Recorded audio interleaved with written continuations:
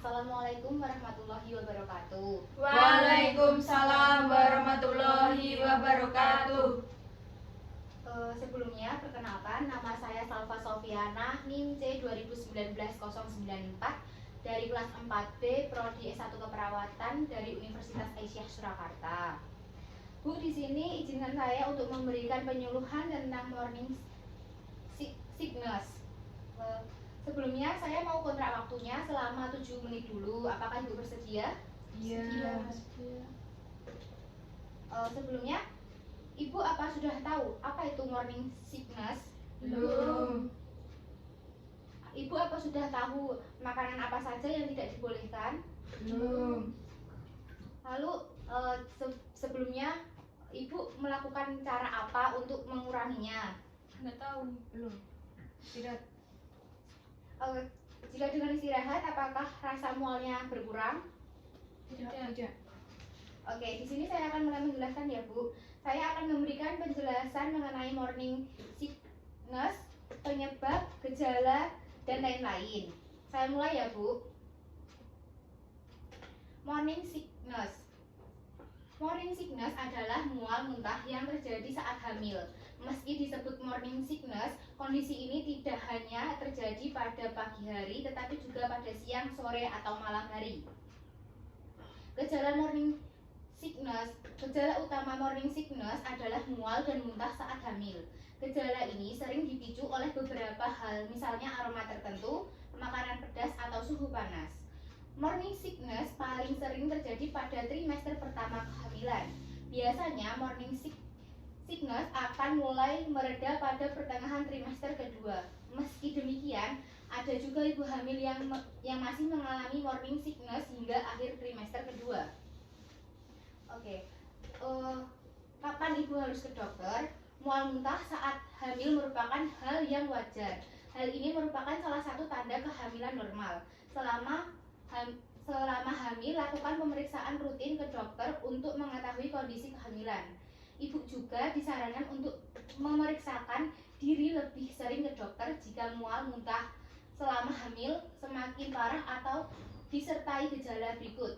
Yang pertama, mengalami muntah yang mengandung darah atau berwarna kecoklatan. Kedua, tidak dapat makan atau minum sama sekali. Ketiga, mengalami penurunan berat badan. Keempat, sakit kepala yang muncul berkali-kali. Kelima, sakit perut. Keenam, tubuh terasa sangat lemah. Ketujuh, pusing atau ingin pingsan. Dan yang terakhir, jantung berdebar-debar. Untuk menjaga agar kehamilan tetap sehat, ibu hamil juga perlu kontrol secara rutin ke dokter. Dan untuk rincian waktunya itu yang pertama minggu ke-4 sampai ke-28 sebulan sekali. Minggu ke-28 sampai ke-36 2 minggu sekali. Minggu ke-36 sampai 40 seminggu sekali. Jika dirasa perlu, ibu hamil akan diminta oleh dokter untuk menjalani pemeriksaan lebih sering guna memantau kehamilan atau mencegah komplikasi kehamilan. Penyebab dan resiko morning sickness. Saya balik dulu nih.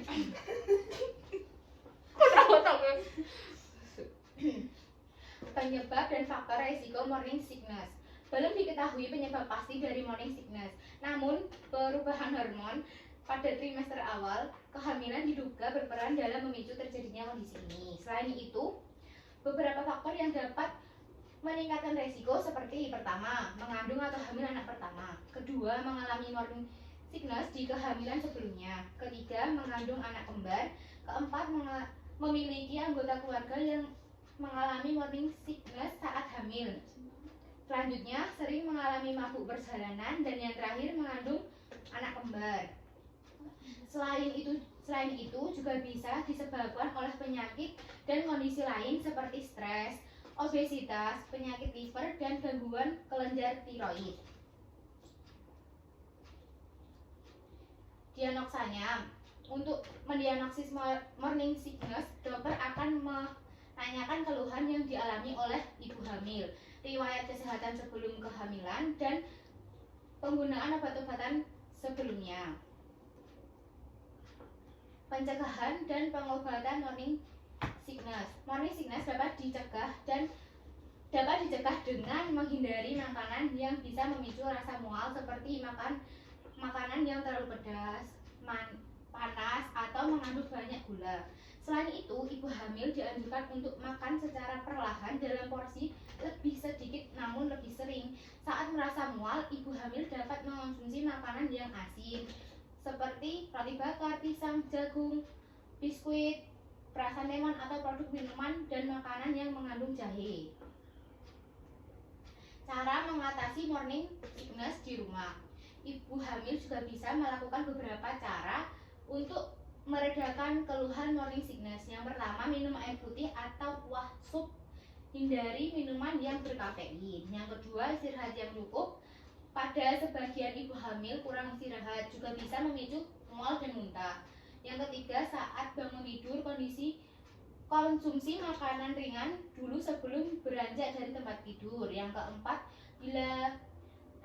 bila terasa mual setelah minum suplemen kehamilan seperti zat besi, konsumsilah suplemen tersebut sebelum tidur. Selanjutnya, hirup udara segar dan tenangkan pikiran. Selanjutnya, melonggarkan bra dan selalu menggunakan pakaian yang nyaman. Dan yang terakhir, gunakan pengharum ruangan, parfum atau pewangi pakaian dengan aromaterapi untuk mengalihkan rasa mual. Jika keluhan mual dan muntah tidak dapat berkurang atau justru semakin berat, periksakan diri ke dokter untuk mendapatkan penanganan. Obat-obatan dan vitamin yang mengatasi morning sickness. Obat dan vitamin baru akan diberikan oleh dokter jika ibu hamil mengalami gejala morning sickness yang parah.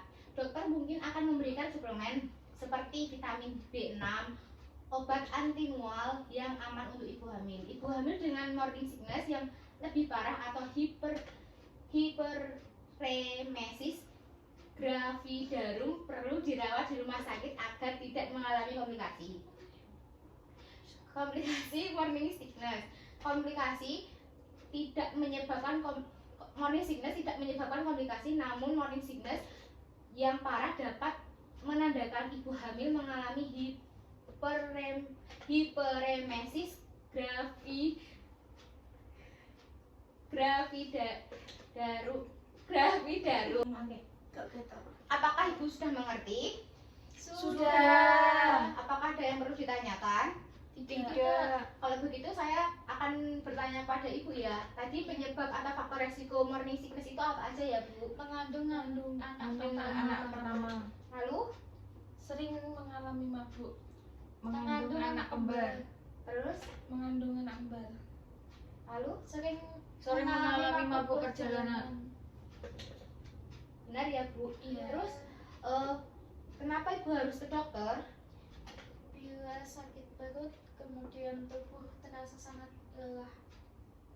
Lalu Jantung berdebar-debar. lalu Pusing, mual, lalu pingsan, ingin pingsan. Oke, saya rasa ibu semua sudah mengerti ya. Kalau begitu, terima kasih atas waktunya. Iya. Bila ada salah kata, saya mohon maaf. Saya izin pulang ya Bu. Iya.